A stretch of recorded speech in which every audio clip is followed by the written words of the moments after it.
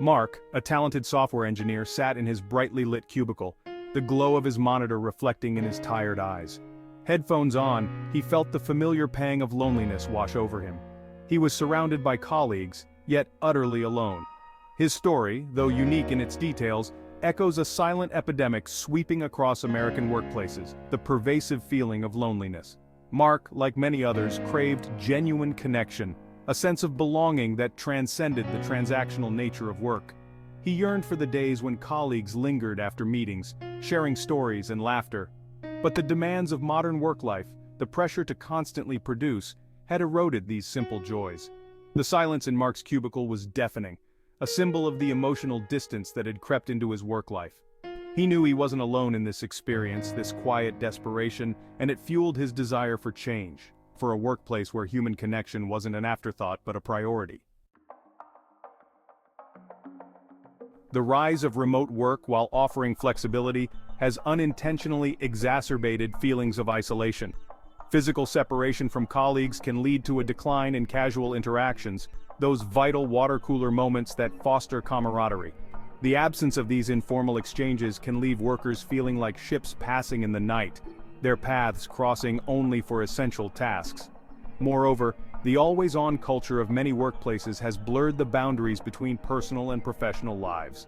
The expectation to be constantly available, tethered to our devices, can leave little room for authentic social interaction. We are tethered to our work, but, ironically, increasingly disconnected from each other.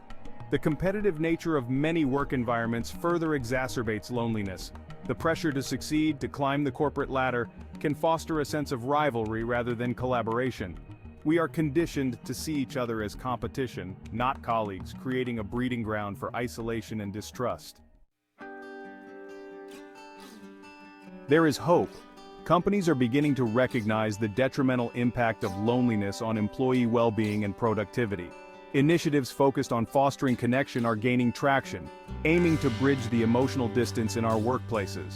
Some organizations are encouraging in-person team-building activities, creating opportunities for colleagues to connect on a personal level, outside the confines of work projects. Others are implementing mentorship programs, pairing employees with more experienced colleagues who can provide guidance and support, fostering a sense of belonging and reducing feelings of isolation. The key lies in cultivating a culture of empathy and vulnerability. Creating safe spaces where employees feel comfortable sharing their struggles, both personal and professional, can help dismantle the stigma surrounding loneliness. When we feel seen and heard, we are more likely to reach out, to forge genuine connections, and to build a workplace where no one feels alone.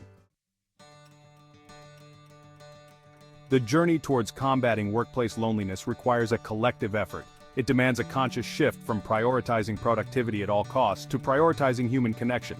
It necessitates creating a culture where vulnerability is not perceived as weakness, but as courage, where empathy is not an afterthought, but a core value. Imagine a workplace where colleagues greet each other with genuine smiles, where laughter spills out of offices, and where people feel comfortable sharing their struggles and triumphs. This is the future we must strive for. A future where our workplaces are not just spaces of productivity, but also wellsprings of connection and belonging. The road ahead may be challenging, but the rewards are immeasurable.